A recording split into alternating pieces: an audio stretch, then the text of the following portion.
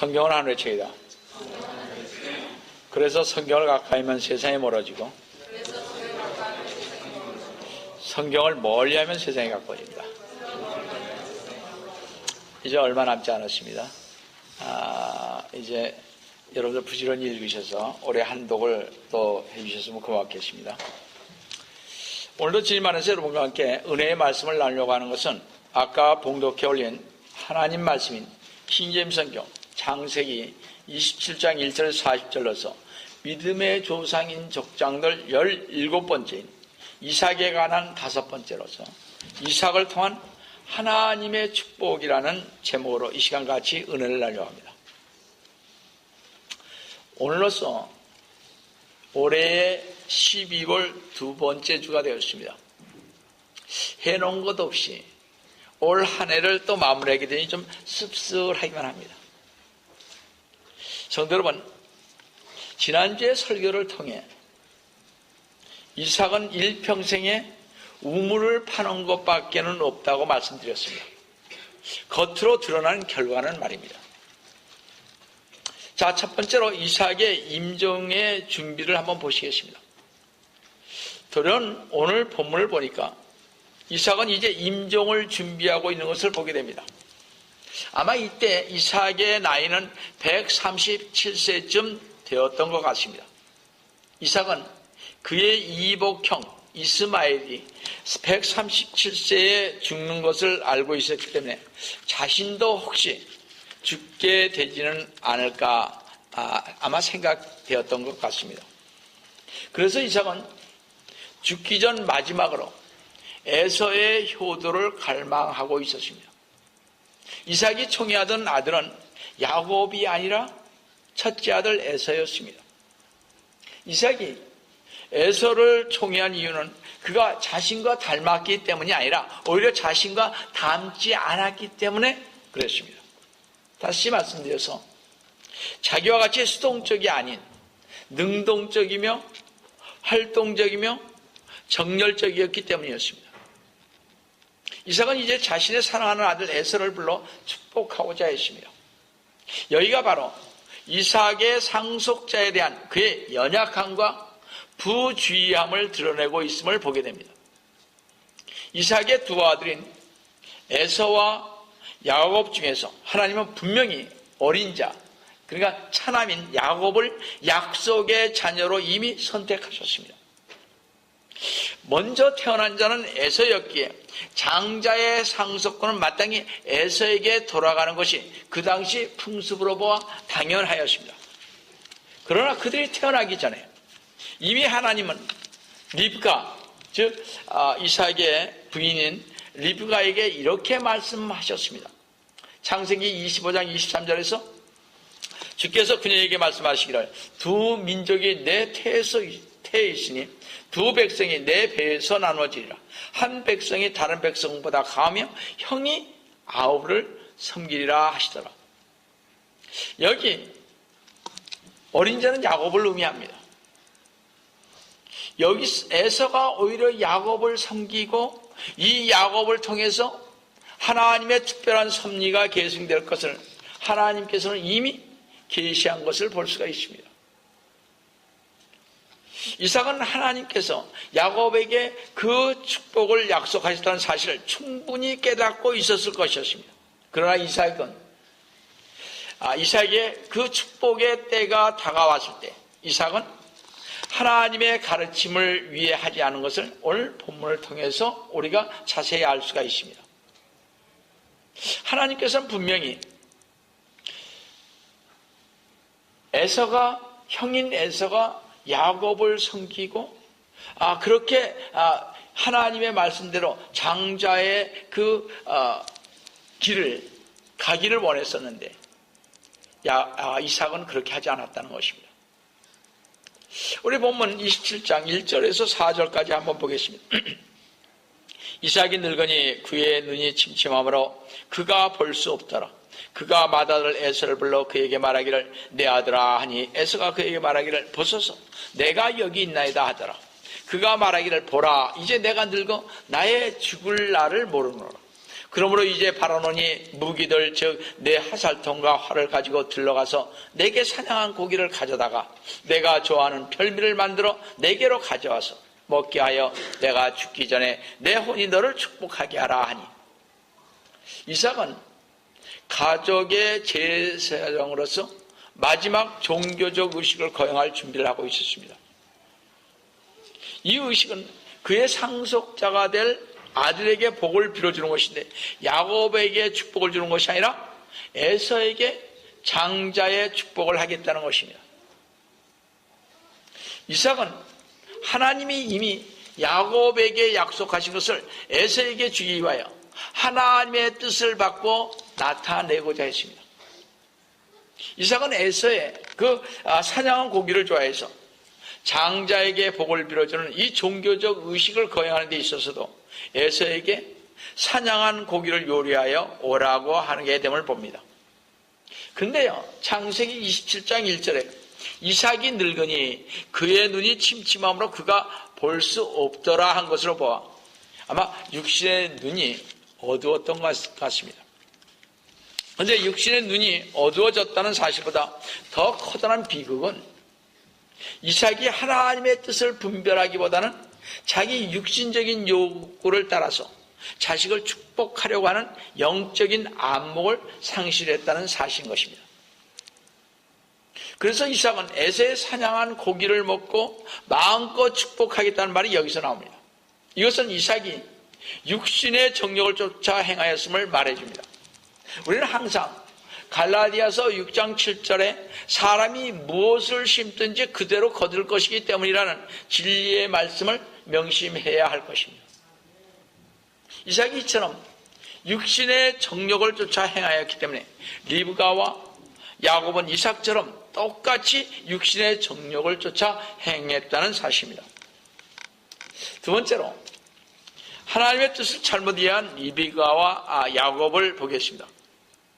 우리는 오늘 본문을 통해 선한 사람들이요, 때때로 자신을 기만하여 세속적인 방식에 따라 하나님과의 영적 교통이 없이 자기 스스로 결정하고 판단하여 이렇게 영혼육이 고통당하는 한 슬픈 예를 여기에서 또한 우리 창세기에서도 볼 수가 있습니다. 아마도 이삭의 아내 리브가는 그의 남편을 깊이 신뢰하지 않은 것 같습니다. 그 이유는 과거에 이삭은 자신의 생명을 구하기 위하여 어떻게 했어요? 리브가를 기꺼이 포기하였던 적이 있었습니다.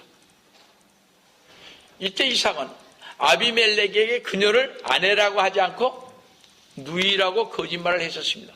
여러분 잘 아시잖아요. 리브가는 남편 이삭이 다시 어려운 상황에 직면하면 이전처럼 다시 세상과 타협하거나 혹은 자신의 유익을 위하여 다른 길을 갈 수 있다는 것을 너무나 잘 알고 있었습니다. 내 남편은 두려우니까, 아비멜렉 왕이 두려우니까, 자기를 리브가가 예쁘다는 그걸로 인해서 죽일지 모르니까 리브가를 어떻게 했어요? 아내라고 그러지 않고 누이라고 얘기를 하지 않았습니까? 바로 이렇기 때문에 리브가는 어떤 상황이 닥쳐면, 어려운 상황이 닥쳐면 내 남편은 나를 버릴 것이다, 이러한 잠재의식을 갖고 있었던 것 같습니다. 장자의 축복을 빌어주는 때가 임했을 때에도 마찬가지였습니다. 그래서 리브가는 이제는 이 문제를 남편에게 맡기기보다는 자신의 손으로 해결해야 한다고 생각한 것입니다. 그러나 리브가의 이 생각에는 하나님의 개입할 여지가 없었습니다.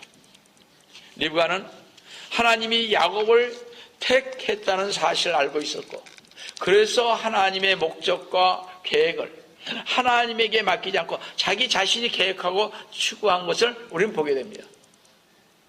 창세기 27장 5절을 보시겠습니다. 리브가가 이삭이 그의 아들 에서에게 말할 때 들었으며 에서는 사냥해서 고기를 가져오려고 들러나갔더라 그랬습니다. 리브가는 야곱에게 약속하신 하나님의 장자권과 축복을 야곱이 상실하는 것을 가만히 보고 있을 수가 없었습니다. 리브가는 곰곰이 생각해 봤습니다. 여러 번 하나님이 자신에게 약속하신 말씀을 되새겨 봤습니다. 그리고 이 생각이 미치자 허약한 이삭에게 이런 하나님의 계획을 맡길 수가 없어서 직접 자신이 계획을 실행하고자 했던 것입니다. 여기서 또 야곱이 이삭이 잘못하고 있구나. 내 남편이 하나님의 말씀을 또 거스리는구나. 이런 생각을 했던 것입니다. 그래서 그녀는 자기가 직접 이것을 고쳐야 되겠다. 이거는 내 남편 이삭에게 맡길 것이 아니구나. 이런 생각을 하면서 그녀는 믿음으로 이 일을 하나님께 맡기지를 못하고 자기가 직접 했던 것입니다. 히브리서 11장 6절에 믿음이 없이는 하나님을 기쁘시게 못하나니 했던 것처럼 우리들은 종종 이와 비슷한 상황에 직면할 때가 있습니다. 우리들 역시 하나님이 어떤 일을 행하시겠다고 약속하신 것을 알고 있을 때가 있습니다. 그러나 우리는 어떤 때는 하나님의 이 약속을 알고 있기 때문에 오히려 우리는 하나님에게 그 일을 맡기기보다는 어떻게 우리들 자신의 손으로 그 일을 성취하고자 하는 유혹에 빠지는 것을 보게 됩니다. 그래서 우리는 하나님을 기쁘게 하는 것보다 나 자신이 모든 일을 처리를 합니다. 내가 하기를 원합니다. 하나님한테 묻고 기다리는 것이 아니라 내 자신이 먼저 하기를 원한다는 것입니다.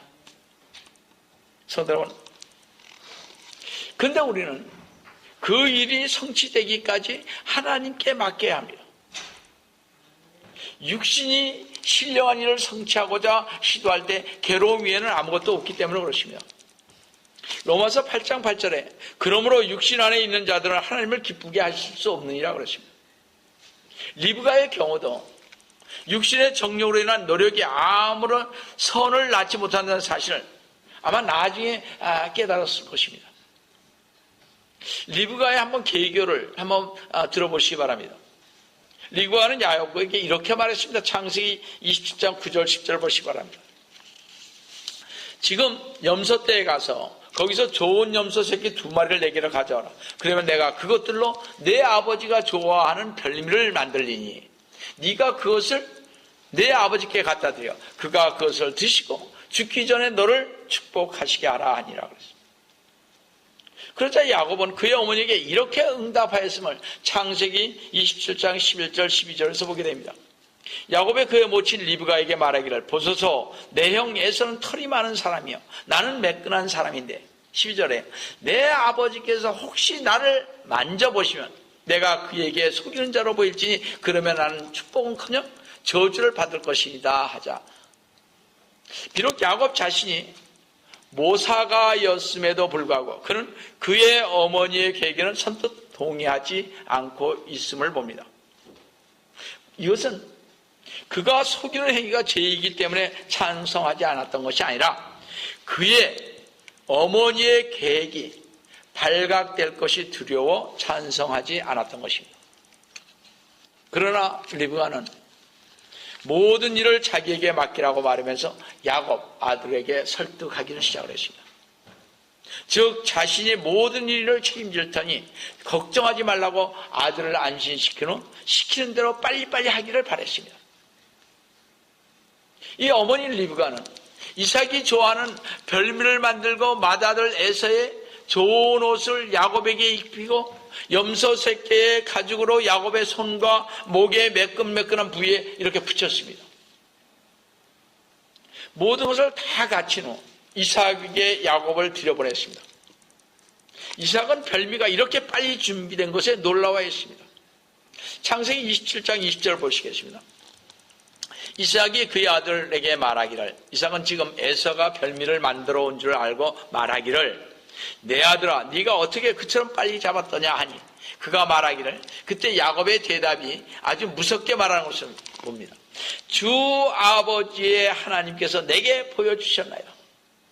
주 하나님 아버지의 하나님께서 내게 보여주셨나이다고 하나님의 이름을 이렇게 팔아먹었습니다. 사라가 하나님을 돕기 위해서 자신의 종 하갈을 아브라함에게 주어 이스마엘을 낳게 하였을 때도 그 일이 사라가 생각하기에는 하나님을 돕는 일이라고 생각을 했습니다. 그러나 사라의 생각은 무의로 지나고 그 일로 인하까지 지금까지 어떻게 국제 분쟁이 끊이지 아니하는 아랍과 그 유대인들이 싸움을 하고 있지 않습니까? 우리가 한 사람, 그래서 지금 아랍에 있는 모든 그 중동에 있는 사람들도 또 이스라엘 사람들도 아브라함이 자기 조상이라고 그러지 않습니까? 왜냐? 맞죠, 그거는. 아브라함이 그 사라 때문에 이스마엘을 낳았지 않습니까? 그래서 이스라엘을 중심으로 해서 12족장이 되고 사우디아라비아를 중심으로 해서 모든 나라들이 전부 다 이집트 이쪽으로 전부 다 어떻게 됐습니까? 중동 지역은 전부 다 이스마엘의 자손들이 다 잡게 된 거 아니겠습니까?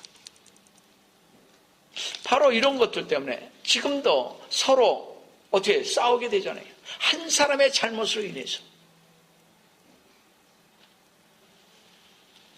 리브가도요, 사라처럼 자기 시어머니처럼 이 일이 하나님을 돕는 것으로 생각을 했습니다. 야곱은 아예 거짓말로 하나님을 끌어다 이야기하게 됨을 봅니다. 하나님을 돕기 위해 거짓말을 하겠다는 이 말이 얼마나 무섭습니까? 거기다 한술 더 떠서 하나님이 도와주어서 이렇게 속히 잡아왔다고 거짓말을 하는 이 말은 더욱더 무서운 일이 아닙니까? 글쎄 하나님께서 어떤 방법으로 야곱에게 축복하도록 역사하실지 모르지만 하나님은 자신의 뜻을 이루실 것이 분명합니다. 목적은 수단을 정당화할 수 없음에도 불구하고 목적이 선하다고 해서 옳지 못한 수단을 사용해도 좋다는 잘못된 생각이 요즘 교회 팽배해 가는 것을 볼 때 참 큰일이라 생각을 해봅니다. 한 예로 바자회입니다. 바자회는요, 하나님께서 교회 안에서 바자회 하라 그러지 않았습니다. 교회 안에서 물건을 팔고 사고 해서 그 돈으로 뭘 하라 그러지 않았습니다. 근데 많은 교회에서 바자회를 합니다. 물론 우리 교회에서는 안 합니다. 바자회를 하니까 어떻게 해? 그 이윤이 남기를 한 10,000불 정도가 어떤 교회에서 남았다 그렇습니다. 그것을 선교 헌금으로 보냈다는 거죠. 참 좋은 일 아닙니까? 물론 좋은 일이죠, 우리가 밖에서 봤을 때. 그렇지만 하나님의 일은 아닌 것입니다. 그것은 인간적인 사고방식인 것이죠. 하나님께서는 그때 뭐예요? 성전 안에서 물건을 파고 한 사람들을 우리 주 예수님께서 채찍질로 때리고 내쫓지 않았습니까? 다 뒤엎어버리지 않았어요. 그런 것을 왜 이제 와서 해야 되느냐 이런 얘기죠. 우리가 이런 10,000불을 벌어서 성경을 보내는데 얼마나 좋은 일이냐? 좋은 일이지요. 그러나 목적이 선하다 해서 그것이 하나님의 말씀에 어긋나면 아니해야 되는 것입니다. 우리는 그렇게 해서 아니 되는 것입니다. 하나님이 손이 짧아서 그 성결을 못하게 하느냐 이런 얘기입니다. 그런 건 아니라는 것이죠.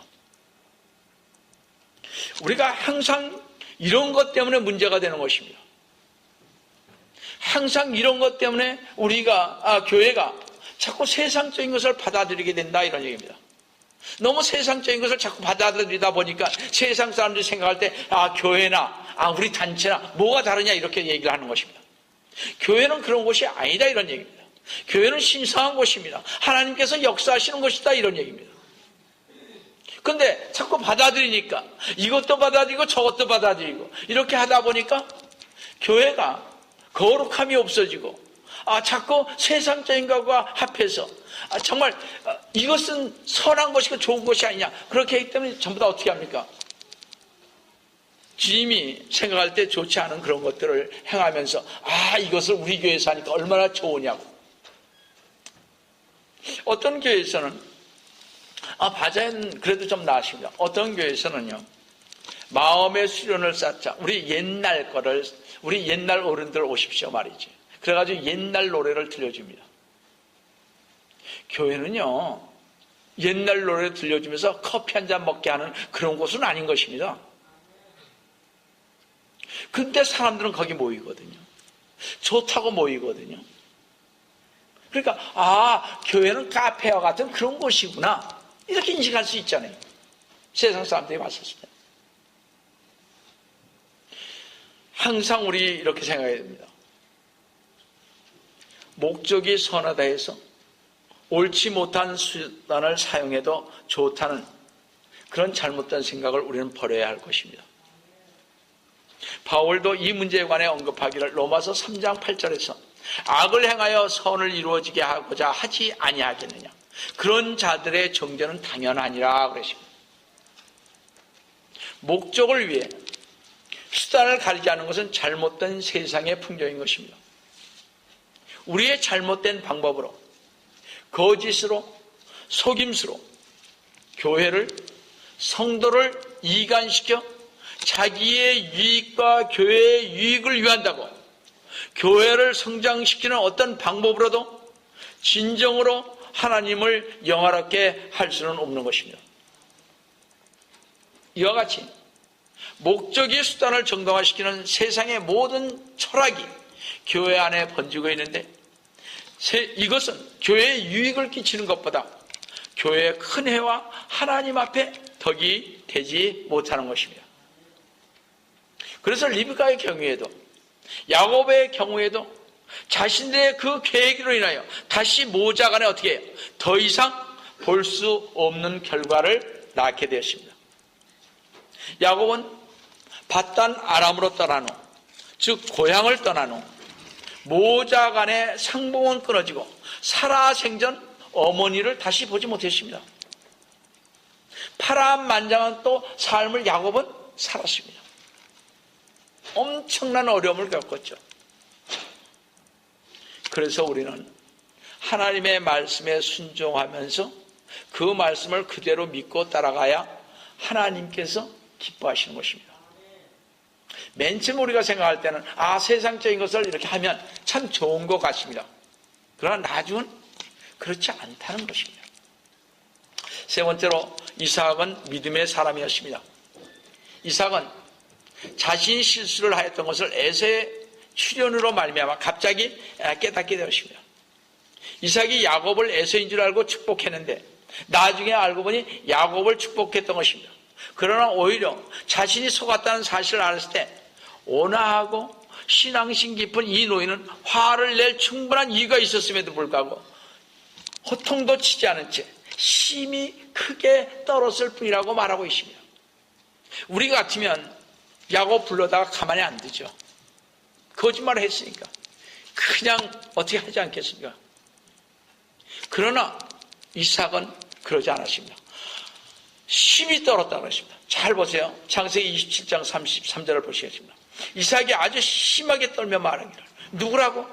사냥한 고기를 내게 가져왔던 그는 어디 있느냐? 네가 오기 전에 내가 다 먹고 내가 그를 위하여 축복하느니라. 그런지 그가 복을 받을 것이니라.